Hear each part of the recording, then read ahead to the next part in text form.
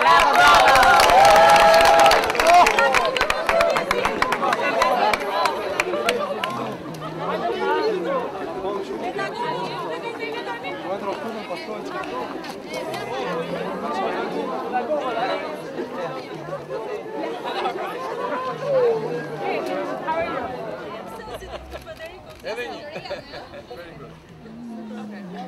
Stop, boy.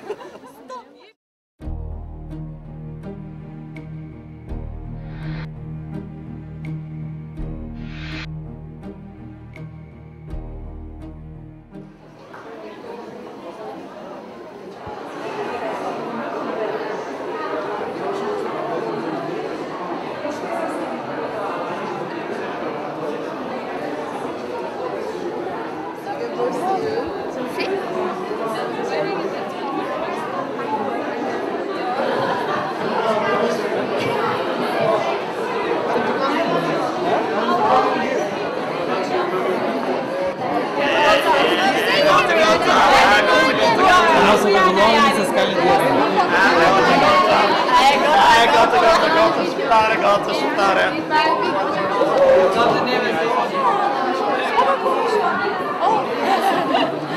Stakat mısın? Hadi Uğrayayım mı poşkolu?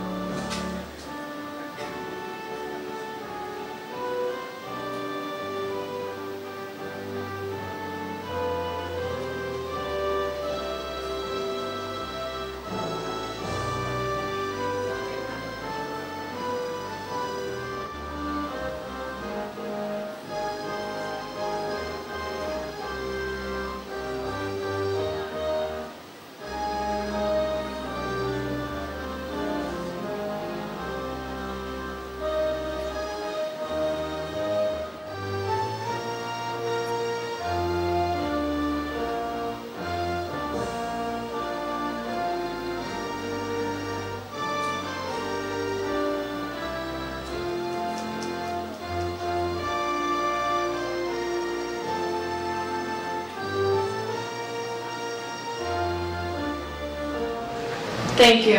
You may now be seated.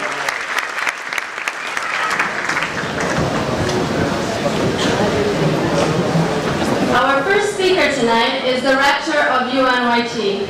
He is a prolific author in philosophy and mathematics and holds a PhD from London School of Economics. It is with great pleasure that I invite to the podium Dr. Dionysios Mendeniotis.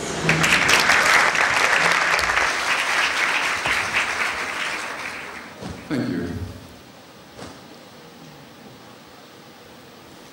Dear Minister, dear President, deans, ambassadors and representatives of embassies, distinguished guests, dear parents and students, I think a while ago, just a moment ago, you witnessed a delay of our students entering the room, and I strongly believe that this was because they did not want to leave University of New York in Tirana, which I think they love.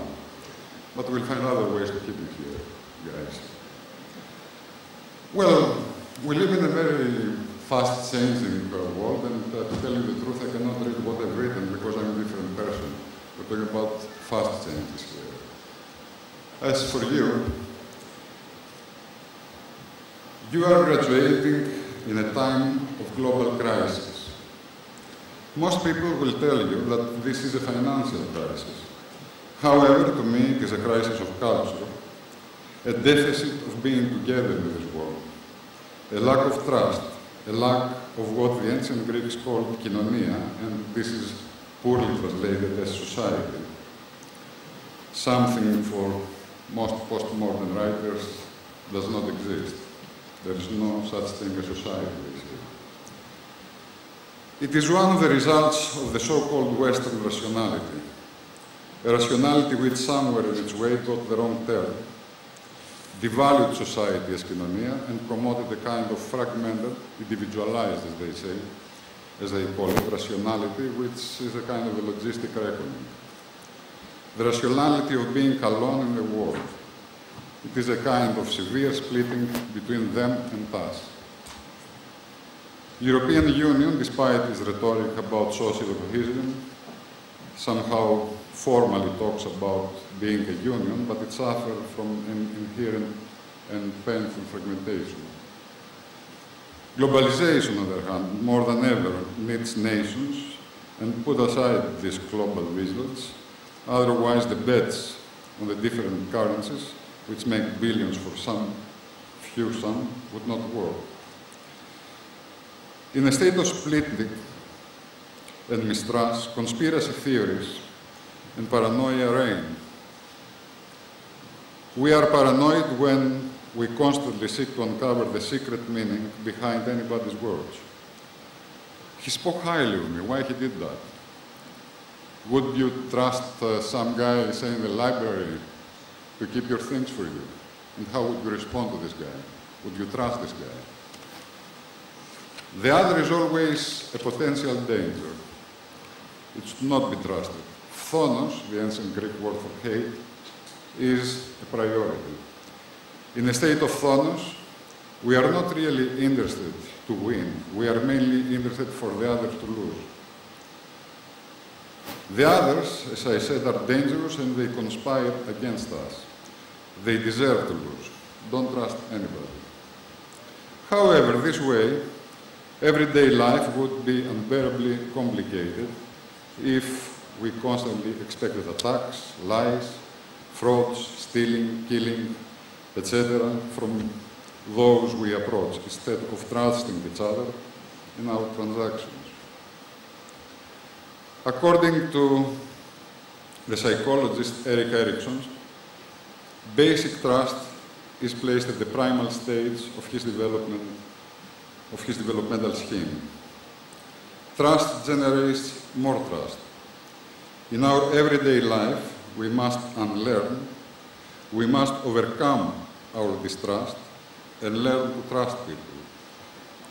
In our exchanges, we will both feel life a little better when we trust people.